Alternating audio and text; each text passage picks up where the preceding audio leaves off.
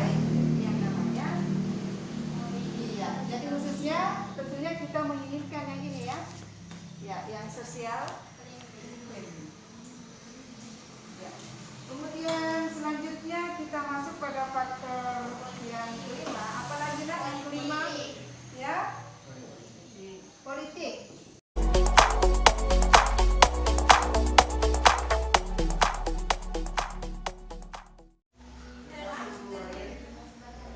Assalamualaikum Bondi. Waalaikumsalam warahmatullahi wabarakatuh. Bagaimana kabar hari ini? Alhamdulillah sehat walafiat. Itu merupakan anugerah yang terbesar dari Allah Subhanahu wa Ta'ala, nikmat kesehatan. Baiklah, Bondi mengajar sebentar di jam keberapa? Kelas berapa? Jam keberapa? Saya mengajar di kelas 8E Bu, jam ke-3-4. Jadi sebelum Ibu masuk ke kelas, saya mau lihat dulu RPP Ibu, bisa? Bisa Bu, ada saya.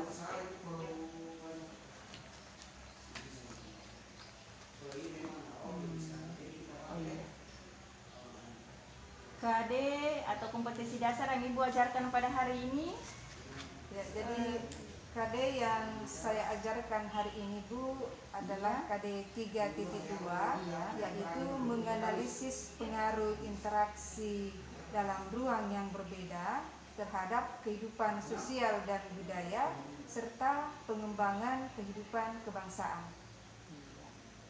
Ini berapa kali pertemuan Bu pada ini? Ya, jadi untuk di materi mobilitas sosial ini ada 3 kali pertemuan Bu, dan sekarang saya sudah berada pada pertemuan kedua, yaitu mengenai faktor pendorong dan penghambat dari mobilitas sosial. Jadi terkait dengan KD 3.2 ini, metode yang Ibu mau gunakan di pembelajaran ini metode apa? Jadi metode yang saya gunakan pada pembelajaran sebentar adalah yaitu tanya jawab. Karena melalui tanya jawab ini dapat memancing peserta didik untuk lebih aktif dalam proses pembelajaran. Ya, terus apa lagi? Kemudian juga di samping itu kan ada ceramah, kemudian saya menggunakan model discovery learning. Ini bagus ini, discovery ini. Oke, kemudian selain metode, media atau alat peraga yang Ibu gunakan pada KD ini apa? Jadi media yang saya gunakan di sini adalah HP, dalam hal ini HP Android Bu. Kemudian juga menggunakan laptop.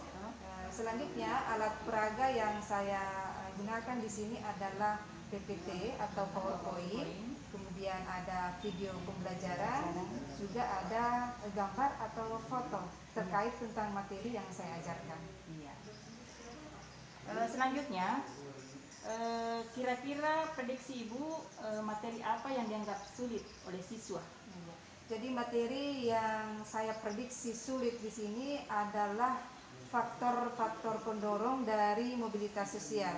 Di sini Bu ada beberapa faktor dari pendorong mobilitas sosial seperti faktor struktural, ada sosial, ada ekonomi, ada politik, kemudian ada juga pendidikan. Jadi peserta didik di sini terkadang sulit membedakan antara faktor yang satu dengan yang lainnya.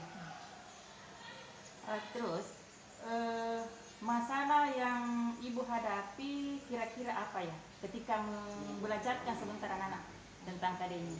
Ya, jadi masalah yang dihadapi di sini adalah tentang keaktifan peserta didik. Di sini keaktifan peserta didik yang belum maksimal. Oh, belum maksimal. Belum maksimal. Ini terkait mungkin karena pandemi. Ya.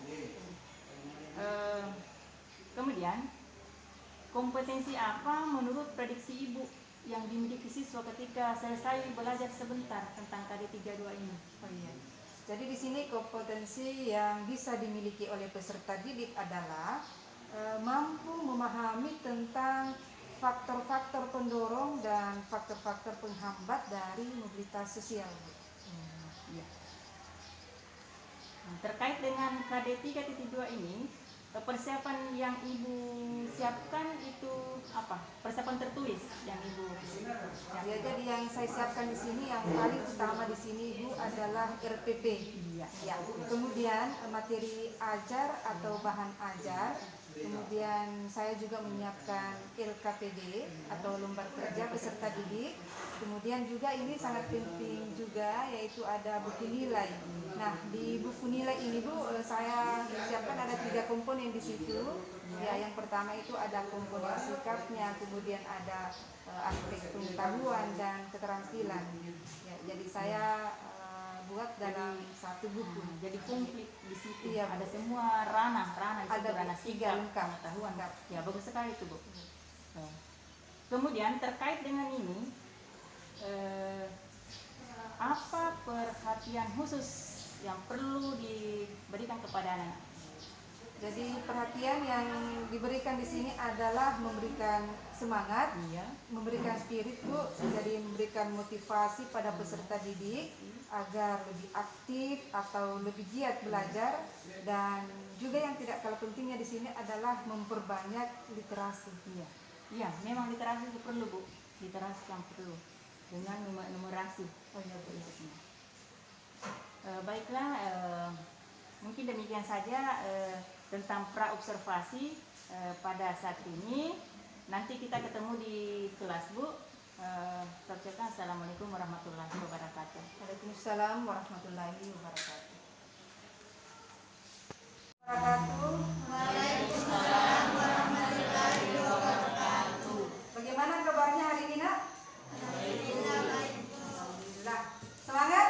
Semangat. Ya. Jadi kalau Ibu katakan IPS, maka dijawab semangat ya. Ya, oke. Ibu mulai IPS. Semangat. 2 kali diulang. Kalau Ibu katakan IPS, maka 2 kali juga dikatakan semangat. Ya. IPS. Semangat. Oke, bagus sekali. Jadi sengaja Ibu menanyakan kabarnya, kemudian juga semangat supaya imunnya anak-anak ini meningkat ya. Nah, supaya tetap materi ya, jadi Ibu selalu mengingatkan untuk tetap menjaga yang namanya protokol kesehatan. Yang mana itulah yang menjaga protokol kesehatan adalah memakai masker. Kemudian rajin cuci tangan pada air yang mengalir dan tentunya menggunakan sabun ya, sabun. Kemudian menjaga jarak. Kemudian apalagi Nak? Menghindari yang namanya kerumunan, juga mengurangi mobilitas. Gitu nah ya. Jadi sebelum kita masuk ke materi, Ibu mengecek hadirannya dulu hari ini.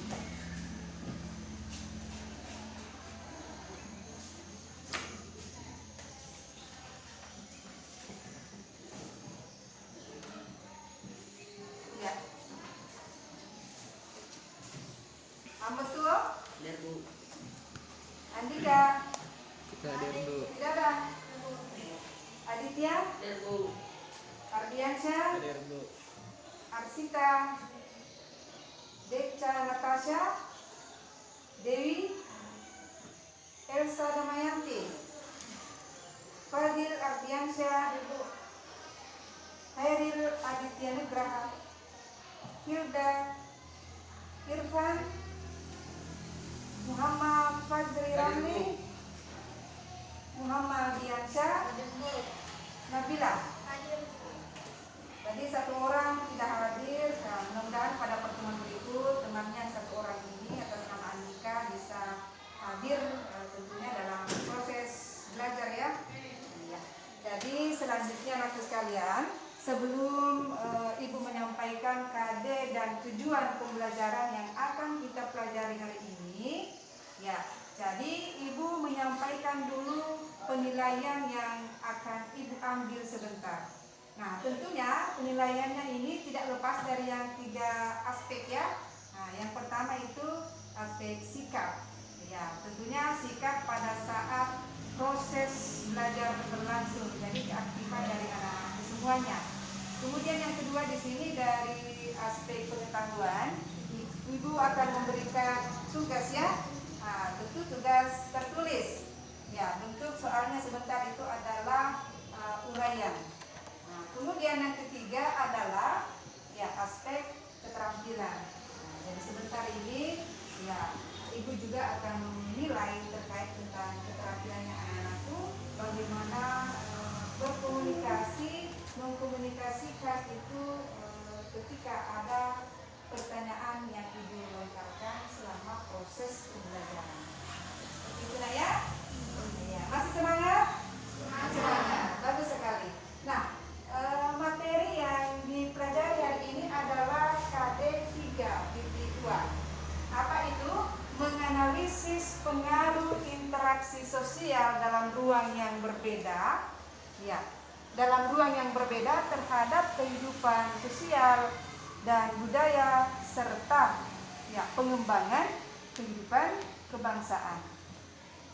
Adapun tujuan pembelajaran yang insya Allah anak-anak capai sebentar di sini adalah melalui pembelajaran tatap muka terbatas ini, ya diharapkan peserta didik dapat menjelaskan faktor-faktor pendorong dari mobilitas sosial.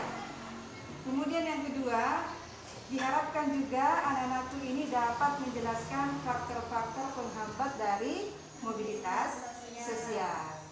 Ya, jadi ada dua tujuan pembelajaran yang insya Allah anak-anakku capai sebentar ya. Ya, jadi baik. Nah, sebelum kita masuk pada bagian pertama ini, kita mengingat dulu materi sebelumnya ya, karena masih sangat erat dengan materi kita yang sekarang. Nah, masih ingat apa itu arti dari mobilitas sosial? Ayo, siapa nak yang bisa jawab? Angkat tangan dulu. Silakan. Mobilitas adalah perpindahan posisi seseorang atau sekelompok orang dari lapisan yang satu ke lapisan yang lain. Iya, bagus sekali. Bagus ya. Masih ada yang bisa ulang? Coba ayo. Ya, silakan nak. Mobilitas sosial adalah perpindahan posisi seseorang atau sekelompok orang dari lapisan yang satu ke lapisan yang lain. Iya, bagus sekali. Jadi, apa yang dikemukakan oleh temannya ini sangat betul. Ya, mobilitas sosial itu artinya perpindahan posisi. Siapa yang berpindah adalah seseorang atau sekelompok orang. Tentunya dari lapisan yang satu atau status sosial yang satu ke status sosial yang lainnya. Nah, di sini anak-anakku sekalian, di mobilitas sosial itu ada dua bentuk ya. Ya, yang mana bentuknya? Ada namanya ya, siapa yang bisa sebutkan? Mobilitas sosial vertikal. Jadi ada mobilitas vertikal ya. Ya, kemudian ada mobilitas horizontal. Ya. Nah, yang kedua bentuk ini, ya, tentu ada perbedaannya ya. Apa perbedaannya? Nah, kalau untuk yang vertikal itu perpindahan posisi seseorang dari status sosial yang satu ke yang lainnya, ya, yang sederajat atau tidak sederajat? Coba. Nah, kalau di vertikal di sini tidak sederajat. Ya, jadi perpindahan posisinya ini tidak sederajat atau sama atau beda? Berbeda ya, kan tidak sederajat atau tidak sama. Nah, di mana letak tidak samanya di sini? Ya, ada yang berpindah pada tingkat yang lebih tinggi. Kemudian ada yang pindah pada tingkat yang lebih rendah. Nah, kalau yang lebih tinggi itu namanya social climbing. Kemudian yang kedua ada social sinking. Ingat perbedaan keduanya? Jadi kalau climbing itu dia perpindahan posisinya itu ke atas. Nah, sebaliknya kalau dia ke bawah perpindahannya berarti dia apa itu? Social sinking. Nah, kemudian untuk yang mobilitas horizontal di sini, anak-anakku tadi sudah sebutkan ya bahwa kalau di vertikal itu tidak sederajat perpindahan posisinya. Nah, di sini di horizontal berarti lawannya apa ini? Nak? Ya, di sini tidak sederajat, berarti di sini sederajat, betul sekali. Atau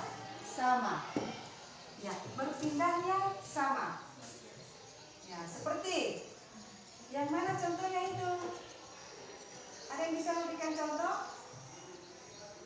Ya, untuk yang mobilitas horizontal. Jadi misalnya begini nah ya. Jadi ada seorang guru di UPTD SMP Negeri 6 yang dimutasi ke UPTD SMP Negeri 7. Nah, jadi dimutasi ke sana dengan status guru juga. Berarti ini sama atau tidak? Sama ya. Jadi di sini guru, di sana pun guru. Berarti di sini ada sederajat atau sama. Berarti dia termasuk pada mobilitas horizontal. Ya. Jadi kalau ibu katakan ada seorang guru yang karena prestasinya kemudian diangkat menjadi wakil kepala sekolah, kemudian selanjutnya menjadi kepala sekolah, ini masuk vertikal atau horizontal? Ayo, kelompok sini dulu, ulangan. Horizontal atau vertikal? Vertikal. Di sini vertikal. Selanjutnya vertikal juga. Kita nak di belakang vertikal juga. Bagus sekali. Jadi itu termasuk mobilitas vertikal. Jadi kalau kita telusuri lagi, ini termasuk pada social climbing atau sinking? Climbing ya, apa alasannya nak? Apa alasannya? Karena iya, betul sekali. Berpindah ke posisi yang lebih tinggi. Ingat, social climbing itu ya berpindah posisinya pada tingkat yang lebih tinggi. Baik, anakku sekalian.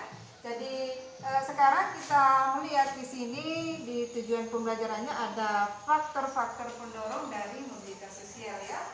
Kemudian menyusul sebentar faktor penghambatnya. Nah, perlu anak-anakku ketahui bersama bahwa di masyarakat itu cenderung ya mengalami yang namanya mobilitas sosial yang tidak sama. Cenderung berbeda ya. Mengapa? Karena apa Pak? Disebabkan oleh faktor-faktor. Faktor apa itu? Ada namanya faktor pendorong dan ada juga faktor penghambat dari mobilitas sosial. Kita beri yang struktural. Jadi ini adalah faktor pertama dari pendorong mobilitas sosial. Ya, jadi ada gambar presiden di situ nak. Coba dibuka dulu bukunya. Ayo dibuka dulu bukunya. Coba dibuka itu halaman 88 ya. Ya, 89 betul. 88 kemudian juga 89. Sudah dibuka nak? Coba diamati dulu gambarnya. Ya, diamati dulu gambarnya. Sudah dibuka semua? Ini ya. Ya, jadi ini adalah gambar presiden. Ya, yang pernah memerintah di negara kita. Ya. Sudah dilihat ya? Oke. Jadi presiden pertama kita di Indonesia itu siapa namanya? Bapak Insinyur Soekarno. Kemudian yang kedua, Bapak Soeharto. Itu jangan ragu nak menyebutkan. Ya.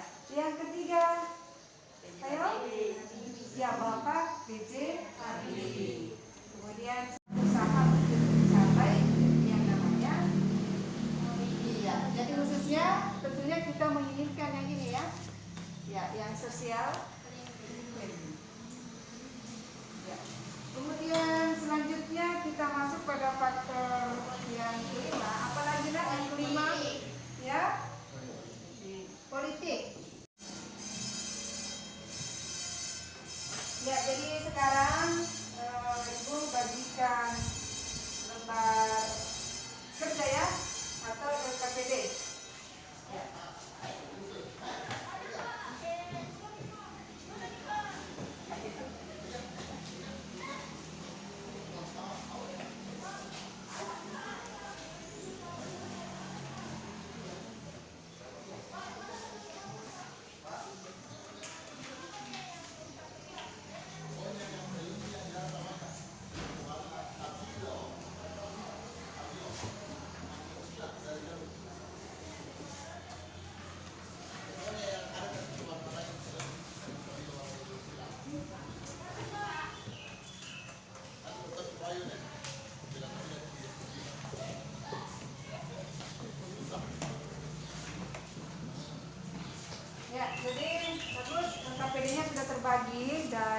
jangan lupa tulis nama dan kelasnya ya. Ya, silakan menulis nama dan kelasnya. Diisi di kolom nama ya, nama dan kelas. Kalian, sebelum kita menutup pembelajaran kita hari ini, kita menyimpulkan dulu terkait tentang pembelajaran hari ini ya. Ya. Ayo, siapa yang bisa menyimpulkan materi yang kita pelajari hari ini? Oke, silakan nak. Silakan berdiri. Baik Pak Bu, saya akan menyimpulkan pembelajaran pada hari ini, yaitu faktor pendorong mobilitas sosial, struktural, individu, sosial, ekonomi, politik, dan pendidikan. Ya, bagus sekali. Jadi ada 6 faktor pendorong ya. Ya, jadi yang pertama itu ada faktor struktural, kemudian individu, ada sosial, ada apa lagi nak? Ekonomi, kemudian politik, dan yang keenam itu adalah pendidikan. Jadi ada kemudahan dalam akses pendidikan. Oke, bagus sekali. Silakan duduknya kembali. Kemudian untuk faktor penghambatnya, ayo siapa yang bisa? Coba angkat tangan. Silakan. Faktor penghambat mobilitas sosial adalah kemiskinan dan diskriminasi. Ya, bagus sekali. Ayo diberikan aplaus dulu untuk berdua. Bagus sekali. Jadi diharapkan keaktifan dari anak-anak itu ya untuk pembelajaran itu. Ya, jadi Ibu ulang kembali bahwa ada 6 faktor pendorong dari mobilitas sosial. Ayo kita sama-sama ya. Yang pertama ada faktor struktural. Yang kedua individu. Tiga sosial. Ekonomi. Politik dan pendidikan. Bagus ya. Kemudian faktor penghambat dari mobilitas sosial itu ada 2 ya. Yang kita pelajari tadi, yang pertama ada kemudian yang kedua diskriminasi. Alhamdulillah, dari semuanya sudah bisa disebutkan tentang faktor pendorong dan penghambat dari mobilitas sosial. Ya, anak-anak sekalian, jadi sebelum ditutup, Ibu memberikan tugas untuk di rumah ya. Jadi tugasnya ada 2 nomor, silakan ditulis. Ya, silakan ditulis. Ya, yang pertama, ya, sebutkan 2 contoh faktor struktural dalam kehidupan sehari-hari. Ya. Oke, sudah ya? Iya. Jadi Ibu berharap supaya rajin mengulang pelajaran di rumah, ya. Jadi memperbanyak untuk berliterasi. Dan Ibu kembali mengingatkan untuk jangan lupa tetap menerapkan yang namanya protokol kesehatan, yaitu coba disebutkan nak, memakai masker, kemudian pada air yang mengalir, tentunya menggunakan sabun ya, kemudian menjaga jarak, menghindari kerumunan, mengurangi yang namanya bepergian ya, aktivitas. Betul sekali, bepergian. Oke, jadi tetap semangat, semangat ya. Iya, angkat dulu tangannya semua. IPS, semangat. IPS, semangat, semangat. Alhamdulillah, jadi sampai di sini dulu nak pertemuan kita. Insya Allah pertemuan berikut kita lanjut dengan materi yang berbeda, tapi masih materi bagian A, yaitu mobilitas sosial. Jadi pertemuan berikut kita mempelajari tentang saluran-saluran dan dampak dari mobilitas sosial. Ya. Sampai di sini pertemuan kita. Ibu akhiri dengan ucapan wabillahi taufiq wal hidayah. Assalamualaikum warahmatullahi wabarakatuh. Waalaikumsalam warahmatullahi wabarakatuh. Alhamdulillah Bondi, tadi Ibu sudah melaksanakan proses pembelajaran di kelas dengan KD 32. Nah, sekarang saya ingin menanyakan beberapa hal terkait dengan pembelajaran yang telah Ibu laksanakan di kelas tadi. Bagaimana pendapat Ibu setelah menyajikan pelajaran di kelas tadi? Alhamdulillah sesuai yang diharapkan, di mana peserta didik pada umumnya dapat memahami materi yang telah saya sajikan. Terus proses pembelajaran yang Ibu laksanakan tadi apakah sesuai dengan rencana pelaksanaan pembelajarannya? Sesuai dengan RPP yang direncanakan? Sesuai yang direncanakan. Oh, alhamdulillah. Kemudian dapatkah Ibu menceritakan hal-hal yang merasa memuaskan dalam proses pembelajaran tadi? Jadi di sini peserta didik menyimak materi dengan baik dan peserta didik aktif bertanya terkait tentang materi yang saya ajarkan. Terkait dengan ketercapaian tujuan pembelajaran yang Ibu telah rumuskan di RPP, apakah perkiraan Ibu sebelumnya tercapai tujuannya atau belum? Jadi di sini peserta didik yang menyimak materi dengan baik, dengan antusias, ini akan mampu menjawab lembar kerja peserta didik atau LKPD dengan baik pula, dan ketercapaiannya di sini 90%, Bu. Oh iya, alhamdulillah. Terus pada saat proses pembelajaran tadi di kelas, apakah Ibu menemui siswa yang mengalami kesulitan dalam proses pembelajaran? Jadi kesulitannya di sini adalah hanya sebagian kecil, ada siswa yang lamban menjawab pertanyaan, dan juga ada satu orang, Bu, ini yang ketika ditanya lamban menjawab juga karena ada faktor pendengarannya yang kurang bagus, Bu. Ada satu orang. Terus tadi waktu proses pembelajaran di kelas, apakah Ibu mengalami kesulitan dalam menyampaikan materi? Oh iya. Jadi yang kesulitan yang saya hadapi di sini adalah terkendala pada penyampaian materi, Bu. Ya, jadi semestinya saya menyampaikan materi dengan menggunakan PPT, PowerPoint, ya, yang menggunakan LCD, Bu. Ya. Jadi